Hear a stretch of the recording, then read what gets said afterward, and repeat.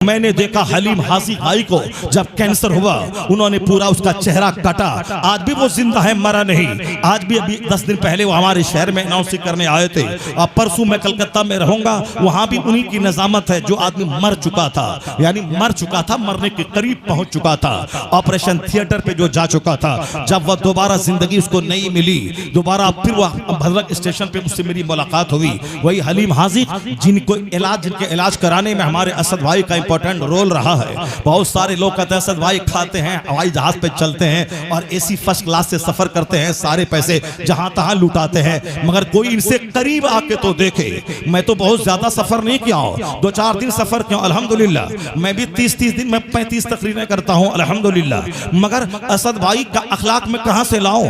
इनके मेरा ये अजीज है, मैं अपना पैसा खर्च कर सकता था, लेकिन उन्होंने कहा कि ये कार है, इस पे चढ़ के एयरपोर्ट जाइए, मैं घर जा रहा हूं। मैं जब ये नहीं बोला कि टका मैं दे दूंगा, ये टका ले लीजिए, आप कार वाले को दे दीजिएगा। नहीं नहीं, कार पे बैठिए, एयरपोर्ट जाइए। मैं समझा हाँ, कार पे बैठ गया, मैं एयरपोर्ट जाऊंगा, वहां जो पैसे होंगे मैं दे दूंगा।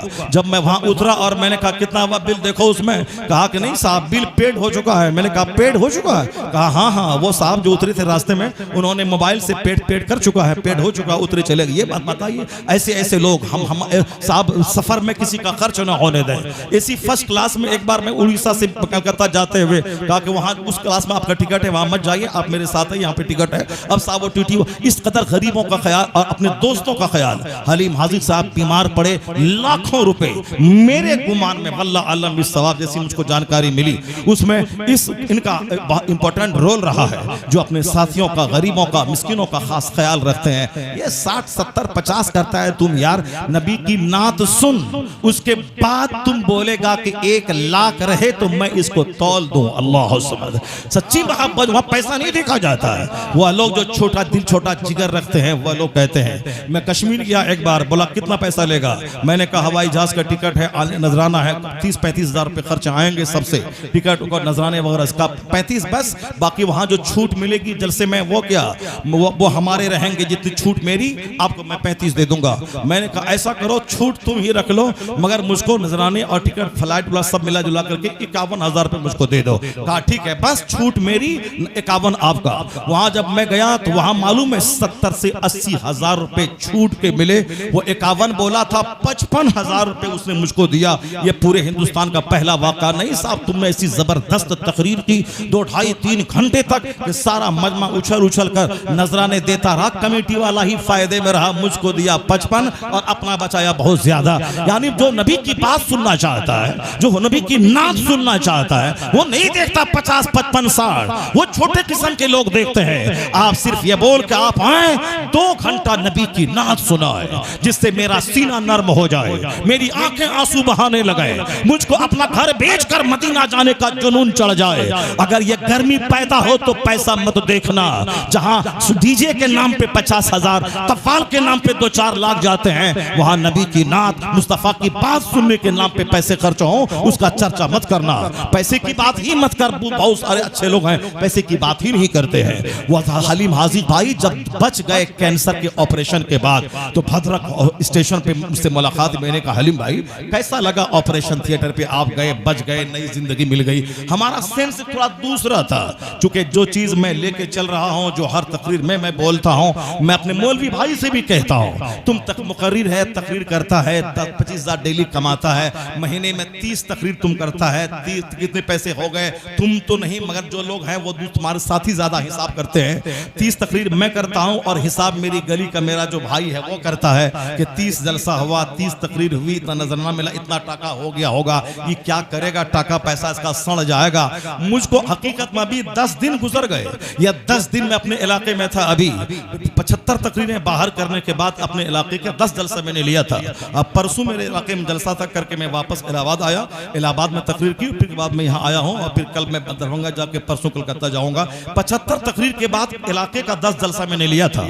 वह 10 जलसे में तकरीर जलसा लेते वक्त मैंने कह दिया मैं अपनी कार से जाऊंगा, आऊंगा, इतना खर्चा आएगा, इतना तुमको देना है। मगर सच्ची बात यह है कि पूरे 10 जलसों में किसी भी दिन मैंने लिफाफ खोल के नहीं देखा, उसने 10-25 बोला था, 20 बोला था, 10 बोला था, वो क्या दिया, कितना जेब में आया, कितना मैंने खर्चा किया, नहीं देखा। पहले बात कर लेता हूं, उसके बाद मगर तुम ठगेगा नहीं देगा वह तुम जानो, तेरा काम जाने।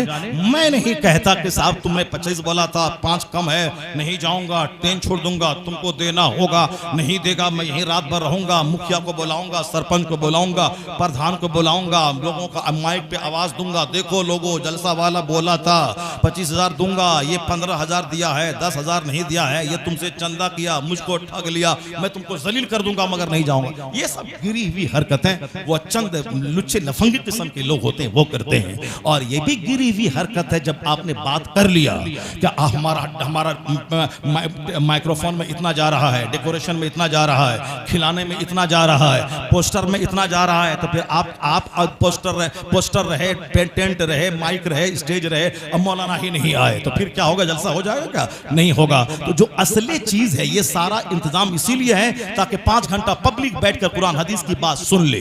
तो जो सुनाने वाला असल में है वही नहीं आए तो फिर कैसे सुना, कैसे ये महफिल काम आए? महफिल के सजाने का क्या फायदा हुआ? तो असल है यही इसी में लोग कहते हैं कैसे दिन का काम होगा, कैसे ये होगा, कैसे वो होगा। तो जब तुमने वादा कर लिया तो एक पैसा कम करना क्या नेचर तुमने बना लिया है कि वादा खिलाफी तुम क्यों करता है? सिर्फ मौलवी को बोलता है ये वादा खिलाफी करता, तुमने बोला 11 देंगे, तुम 10 क्यों दे रहा है? क्यों? बात हो गई, वादा खिलाफी क्यों करता है? एक टाका मत कम कर, अपने वादे पे कायम रह, तुम वादे पे कायम रह। और उन्होंने अगर वादा कर लिया है फिर उनका अपना ज़र्फ होना चाहिए कि ये वादा नहीं निभाया, ये जाने, इसका काम जाने, जो दिया है ले, अपना चलता बने। वरना साहब कोई बिजनेस करने के लिए हम आए थे क्या कि 1 टका कम रह गया, 1 टका ज्यादा रह गया? हमने आया, नात सुनाई, तकरीर की, जो मैंने जो बात याद कर लिया था, तुमको जो देना है दिया, अपना चला जा, वहां किच ना करे, 1 मिनट गाड़ी की देर ना करे। इससे हालात खराब होते हैं, लोगों के दिल पे बुरा असर पड़ता है। तो मैंने उनसे कहा कि हलीम भाई ये बताइए कि ये जो चेहरा कटा, ऑपरेशन में गए, कैसा लगा? अभी दोबारा अब नई जिंदगी मिली। मेरे कहने का मतलब था कि अब तो नमाज ज्यादा बढ़ गई होगी, तकवा ज्यादा बढ़ गया होगा, तिलावत ज्यादा बढ़ गई होगी, रोजाना 2-4 हजार बार दरूशी पढ़ते होंगे, चूंकि मौत का मुंह देख के आप लौटे हैं। मरना तो सबको है, चाहे आप जिंदा रह जाइए। कैंसर वाला 10 साल से पड़ा हुआ है, 18 साल का जवान मर रहा है, एक्सीडेंट किया, लाश के हजारों टुकड़े हो गए, ये तो सही है। मगर जो आदमी कैंसर ज्यादा है उसको तो ज्यादा मौत के करीब वो पहुंच चुका है, किसी भी टाइम मर सकता है। जो 80 साल का बूढ़ा हो चुका, अब उनको तो और कोई नया स्टेज तो नहीं आएगा। बचपन के बाद जवानी है, जवानी के बाद बुढ़ापा है, बुढ़ापे के बाद और कौन सा स्टेज रह जाता है? बुढ़ापे के बाद मौत है। बस एक सोच है कि मैं जवान हूं, अल्लाह करेगा तो मैं बूढ़ा होऊंगा। मगर बूढ़े लोगों को क्या सोच है, कौन सा स्टेज और आ जाएगा? अब जितनी उम्र उसकी बढ़ेगी तकलीफ बढ़ेगी, उम्र ज्यादा बढ़ती जाएगी, घुटने का दर्द बढ़ेगा, टखने का दर्द बढ़ेगा, आंख की बीनाई घटेगी, कान में सनसनाहट होगी, ब्रेन काम करना छोड़ देगा, या सारे आज़ा धीरे धीरे डैमेज होते चले जाएंगे।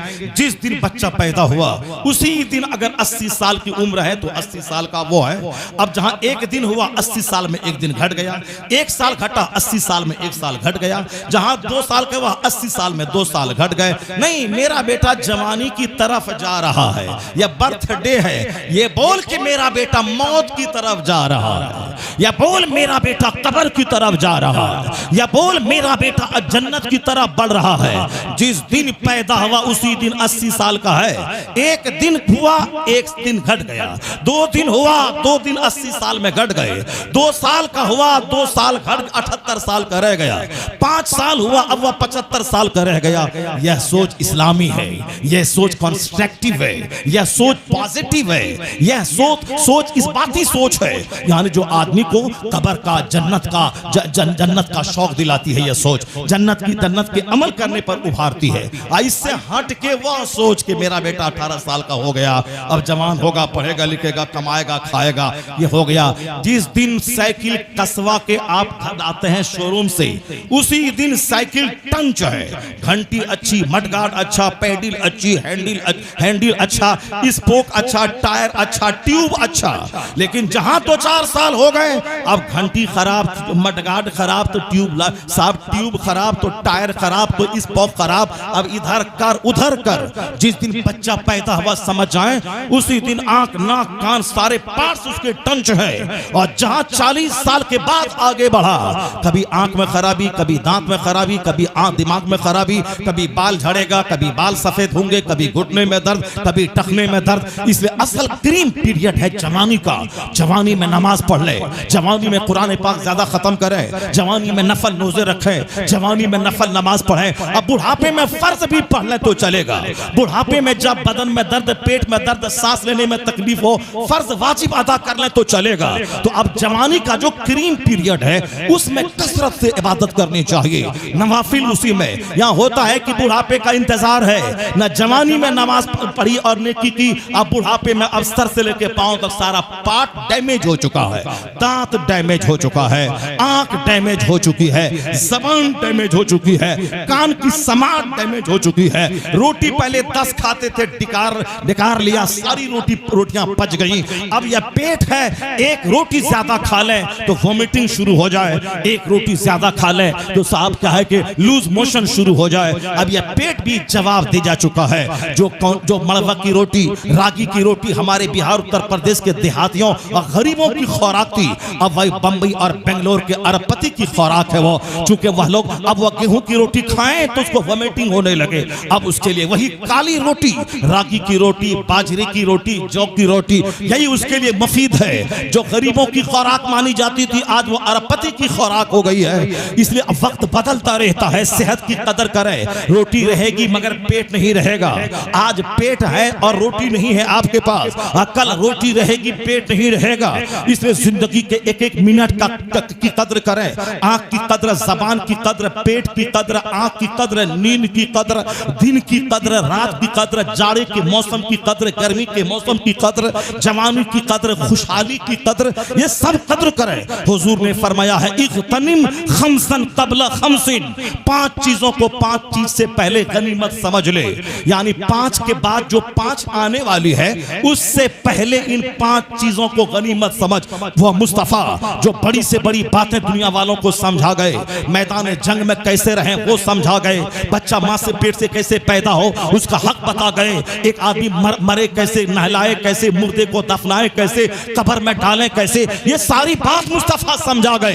From the cradle to the grave, यहां तक कि मुर्दों को लेके कैसे चलें, कब्र में कैसे दफनाएं, नहलाएं कैसे, अतर कैसे लगाएं, काफूर कैसे लगाएं, गर्म पानी कैसे करें, बैरी का पत्ता कैसे डालें, जनाजे की नमाज कैसे पढ़ें, जनाजे में कितनी सफ़े हो, अगली सब बेहतर है कि पिछली सब बेहतर है, उसको लेके कैसे चलें, कब्र में मिट्टी कैसे डालें, कफन पे मिट्टी ना पड़े और उसके ऊपर में कैसे उसके ताबूत को ढक दें। यानी माँ की गोद से लेके कब्र की गोद तक सारी बात मुस्तफा ने इस तरह खोल खोल के बता दी।